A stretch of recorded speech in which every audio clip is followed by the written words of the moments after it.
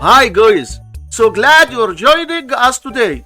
In this opening segment, we'll explain fraction operations, learn to add and subtract. Let's kick things into gear. We have these two fractions, 8 over 3 and 3 over 2. And we want to add them, multiply the first top times the second bottom. So we have 8 times 2, which is equal to 16. Multiply the first bottom times the second top. So we have 3 times 3, which is equal to 9. Now just add those two numbers. So we have 16 plus 9, which is equal to 25. Multiply the two denominators. So we have 3 times 2, which is equal to 6. And that is all.